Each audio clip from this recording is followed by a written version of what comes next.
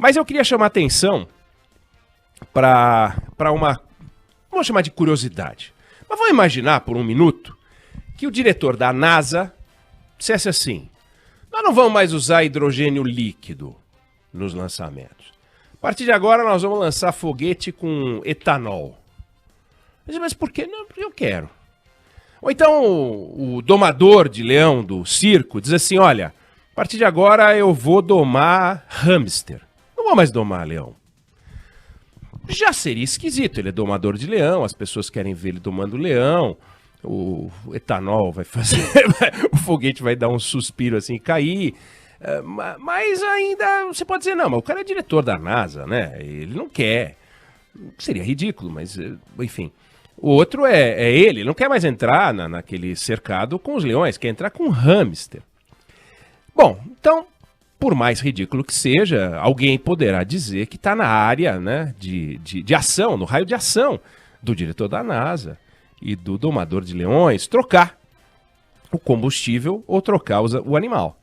Mas vamos imaginar, então, uma situação um pouco diferente. Que o presidente da Colômbia resolva anunciar que a partir de amanhã ele declara a guerra entre a Argentina e o Chile.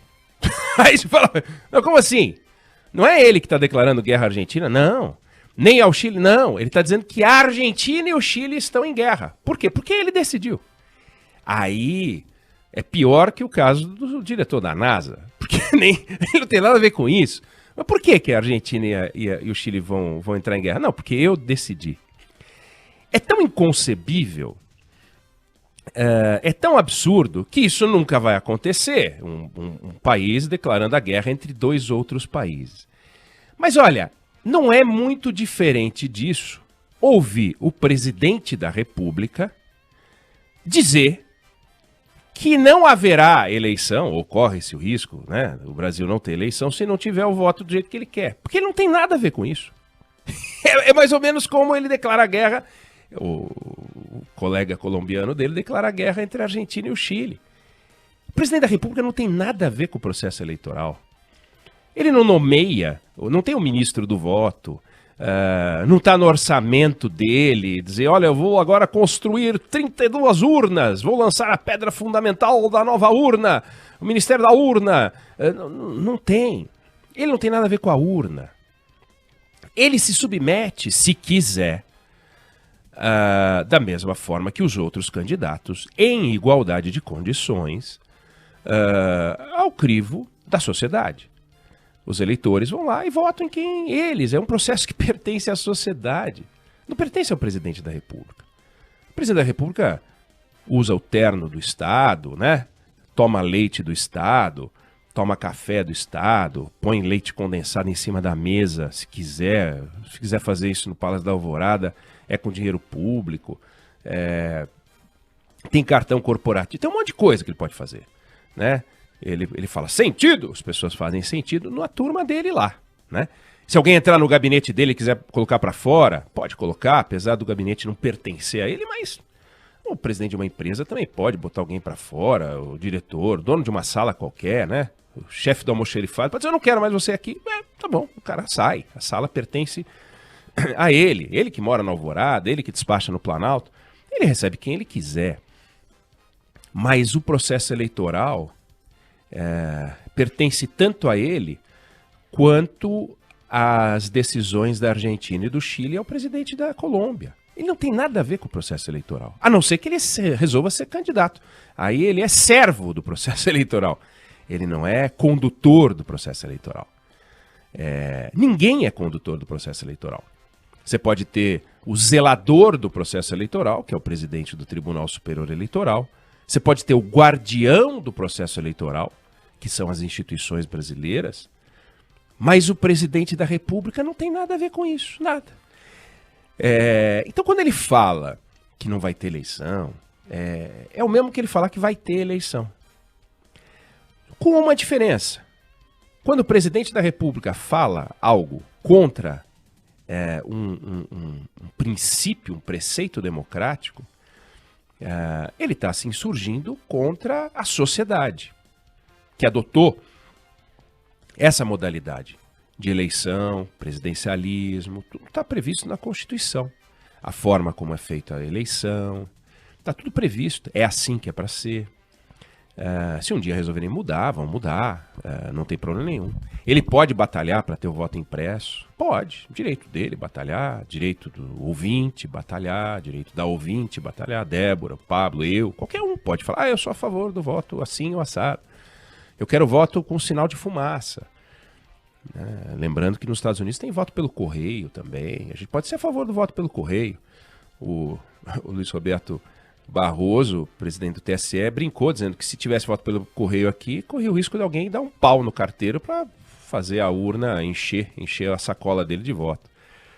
Mas o que acaba acontecendo quando o presidente fala isso, fora o fato de que ele avança sobre uma área que não lhe diz respeito, tanto quanto o presidente da Colômbia acerca da guerra da Argentina com o Chile, é que ele mudou de fase no joguinho da política. Ele mudou de fase. Teve uma fase que quando o presidente falava, todo mundo ficava com medo. Não medo como quem tem medo de assombração, como tem medo do escuro, né? Medo do velho do saco. Não é isso, não. Medo, receio de que aquilo que ele dizia, de repente, ele podia colocar em prática. Por exemplo, imagina, ele chegou a ameaçar o Brasil com a indicação do filho dele, deputado federal, para a embaixada do Brasil nos Estados Unidos. Isso é uma ameaça que não se materializou. Mas ele pensou, então ali deu medinho. Falei, puxa vida, nós vamos ser representados por ele, né? Que entre outras características é filho do presidente. Então, que profissionalismo é esse, né? Como é que você contrata alguém que você não pode mandar embora? Aquilo era uma ameaça real, né? Ele considerou a possibilidade de trocar a embaixada brasileira de Tel Aviv para Jerusalém, irritando os países árabes. Aquilo, talvez se ele insiste naquilo, né? Aí ele não insistiu. Mas naquele momento você falava, ih, caramba. Quando ele vinha questionando a privatização, depois falava que ia fazer, depois falava que não ia fazer. Então, ele teve a fase dele de ameaças, depois passou para a fase de bravatas. E todas elas, de alguma maneira, balançavam o mercado, incomodavam, preocupavam, etc. E a consequência sempre ia para a economia, para o emprego, para outras áreas. Aí ele entrou numa fase muito perigosa, quando ele começou a se manifestar a respeito da ciência, quando ele começou a falar sobre a doença, sobre a Covid. E aí ele continua na toada contra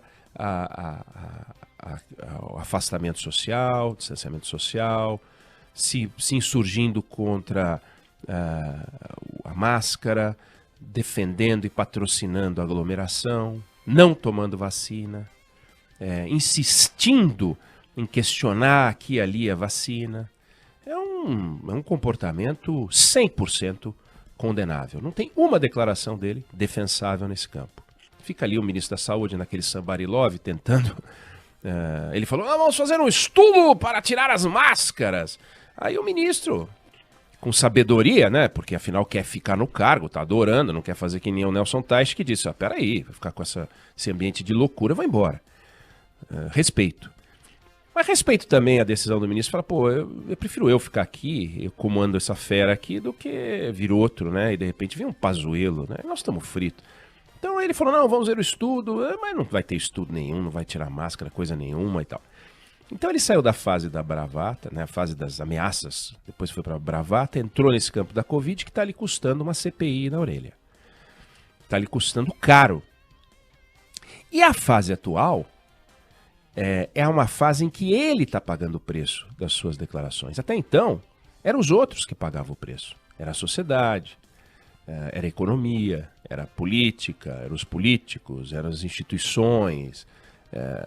Agora é ele. Basta ver as pesquisas. Então, aumentou o número de pessoas que acham que tem corrupção no governo. É brutal o número. Aumentou o número de pessoas que acham que impeachment é um caminho. Aumentou o número de pessoas que desaprovam o governo dele. O grau de desaprovação é elevadíssimo. o presidente está se colocando numa posição em que ele vai ficando cada vez menor, cada vez menor, cada vez menor. Estou dizendo que é uma posição irreversível, mas ele está numa posição cada vez menor, vivendo seu pior momento. E continua pelo menos até o momento, agindo com a agressividade de sempre, xingando ministro do Supremo, xingando ministro do TSE, xingando o senador, esculhambando os outros, na suposição de que vai funcionar em 2022 e em 2021 o método de atuação que foi muito eficiente em 2018, que começou antes de 2018. E funcionou bem. Ele era um enigma. E a gente queria decifrar como se livrar do que o Brasil tinha no governo. O Brasil tinha no governo o PT. Então como que se livra do PT? Aí a maioria falou, não, para a gente se livrar do PT, vamos nesse candidato. Então ele era um enigma, mas ele trazia em si a solução para tirar do Brasil o comando petista. Funcionou. Só que a partir da sua posse, ou desde a sua posse, ele tem que começar a dar respostas.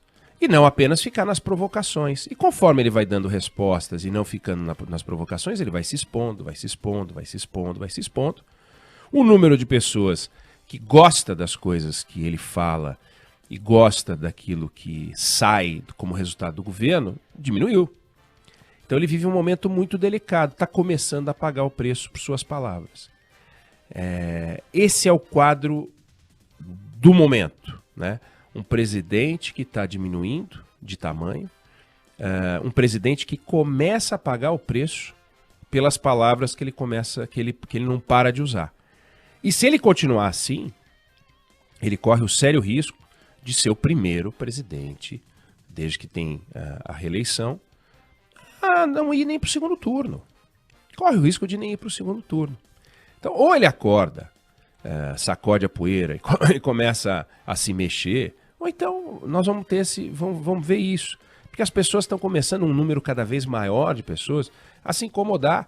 Não porque querem o Lula, não. Ao contrário, tem muita gente que votou nele e que não quer o Lula de novo. Só que também não quer que o presidente brasileiro se comporte como ex-presidente. Se esse não muda, vamos para um outro. Vamos para um outro. Qual? Não sei, vamos ver o que acontece, vamos ver o que aparece. Assim não quero. E esse assim não quero está aumentando.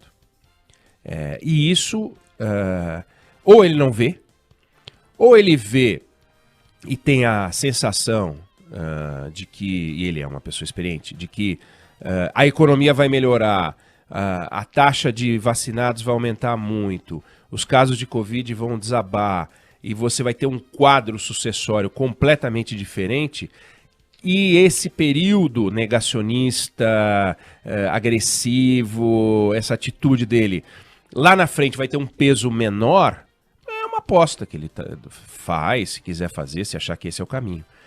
Mas tá errando e tá ofendendo, né? Não tem recado mais nenhum que não seja ofensa. É muito estranho, né?